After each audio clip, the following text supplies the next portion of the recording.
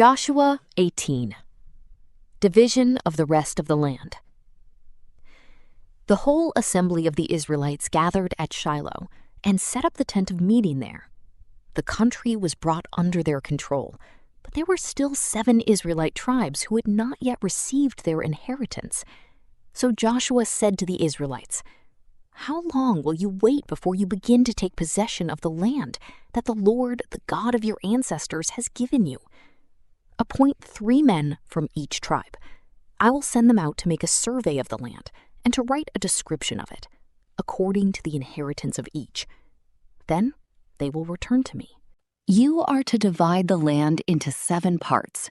Judah is to remain in its territory on the south, and the tribes of Joseph in their territory on the north.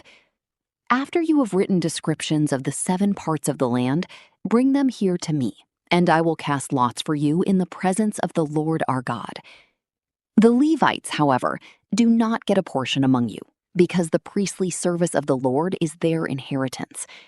And Gad, Reuben, and the half-tribe of Manasseh have already received their inheritance on the east side of the Jordan. Moses, the servant of the Lord, gave it to them." As the men started on their way to map out the land, Joshua instructed them, "Go and make a survey of the land, and write a description of it. Then return to me, and I will cast lots for you here at Shiloh in the presence of the Lord." So the men left and went through the land. They wrote its description on a scroll, town by town, in 7 parts, and returned to Joshua in the camp at Shiloh. Joshua then cast lots for them in Shiloh, in the presence of the Lord, and there he distributed the land to the Israelites according to their tribal divisions. Allotment for Benjamin. The first lot came up for the tribe of Benjamin, according to its clans. Their allotted territory lay between the tribes of Judah and Joseph.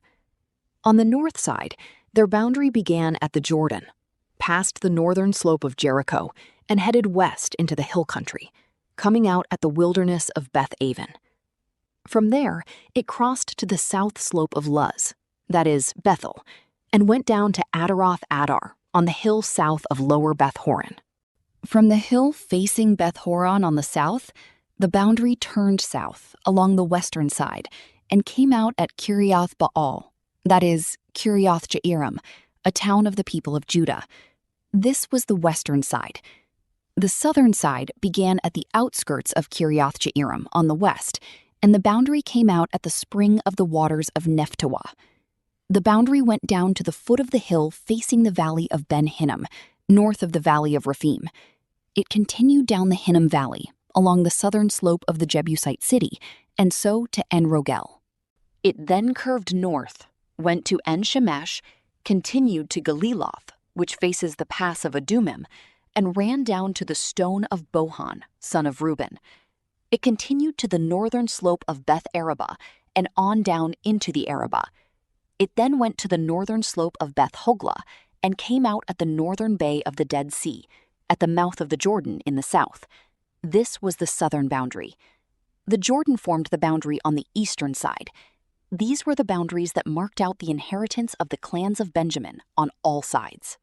The tribe of Benjamin, according to its clans, had the following towns: Jericho, Beth-Hoglah, Amek-Keziz, Beth-Arabah, Zemaraim, Bethel, Avim, Parah, Ophrah, Kepher-Ammoni, Ophni, and Geba, 12 towns and their villages. Gibeon, Ramah, Beeroth, Mizpah, Kephirah, Moza, Rechem, Irpeel, Terelah, Zelah, Haleth, the Jebusite city, that is Jerusalem, Gibeah, and Kiriath, 14 towns and their villages. This was the inheritance of Benjamin for its clans.